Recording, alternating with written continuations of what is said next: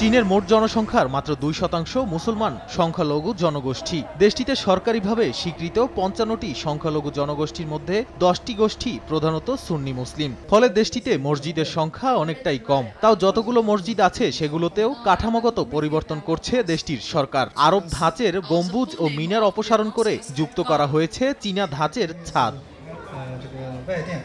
The গার্ডিয়ানের এক প্রতিবেদন অনুযায়ী চীনের দক্ষিণ পশ্চিমাঞ্চলীয় ইউনান প্রদেশের ছোট্ট শহর শাদিয়ান শহরের সবচেয়ে বড় ও জাঁকজমকপূর্ণ মসজিদ শাদিয়ান গ্র্যান্ড মসজিদ। চীনে আরব বৈশিষ্ট্যের সর্বশেষ প্রধান মসজিদ এটি। সম্প্রতি মসজিদটির আমূল সংস্কার করা হয়েছে।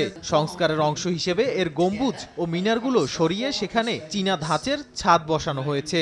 বিশেষজ্ঞরা বলছেন এর মধ্য দিয়ে সংখ্যালঘু মুসলিমদের ধর্মীয় স্থাপনাগুলো চীনাকরণ করার সরকারি অভিযান সম্পন্ন হলো।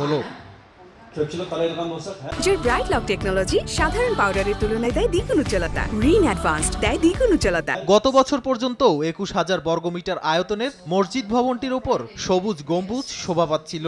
2022 সালের স্যাটেলাইট চিত্রেও দেখা যায় মসজিদের প্রবেশপথটি উজ্জ্বল কালো টাইলসের তৈরি একটি বড় অর্ধচন্দ্র ও তারকা দিয়ে সজ্জিত।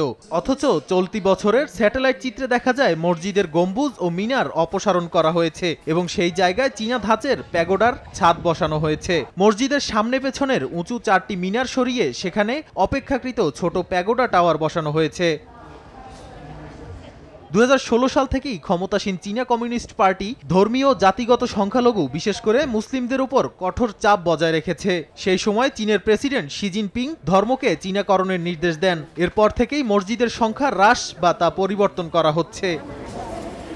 নাদিম মারজান, সময় সংবাদ।